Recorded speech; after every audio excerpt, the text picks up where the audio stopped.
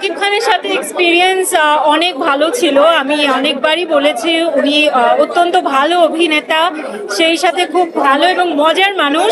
তো কাজ করতে গিয়ে আমার খুব ভালো লেগেছে, আমরা খুবই মজা করে কাজটা করেছি এবং অনেক ইজি হয়েছে আমার ওনার সঙ্গে কাজ করতে। উনি অতটাই সাপোর্টিভ ছিলেন, সো ইজি হয়েছে বলেই আপনারা কিন্তু আমাদের রসায়নটা স্ক্রিনে দেখতে পেয়েছেন। আপনারা সবাই বলছেন যে আমাদের দুজনকে একসাথে দেখতে খুব ভালো লেগেছে, কারণ আমরা অনেক কথা বলেছি, গল্প করেছি, মজা করে কাজটা করেছি।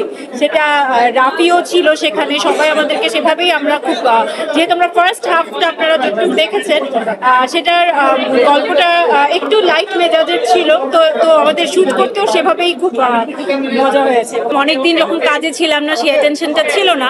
এরপর যখন অনেক কল আসছে, সেটা তো অবশ্যই একটা বুঝতে পারছি যে হ্যাঁ কিছু একটা হতে যাচ্ছে, সেটা সেই অ্যাটেনশনটা ভালো লাগে।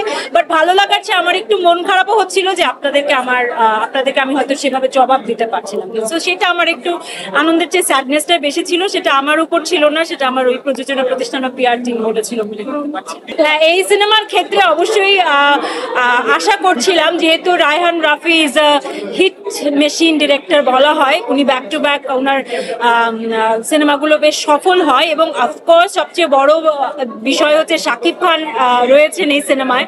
সো এটা হিট হবে এটা জানতাম। আয়নাবাজির সময় আসলে আমরা কেউই, শুধু আমি না, আমরা কেউই আসলে অতটা প্রত্যাশা করে কাজ করিনি। আমরা সবাই বুঝতে পারছিলাম যে কাজটি ভালো হবে, কাজটি করতে আমাদের ভালো লাগছে, সেই জায়গা থেকে করেছি। বাকি পুরোটা যা হয়েছে সেটা তো ইতিহাস, এটা আমাদের প্রত্যাশার বাইরে ছিল। তবে তুফান নিয়ে প্রত্যাশা ছিল।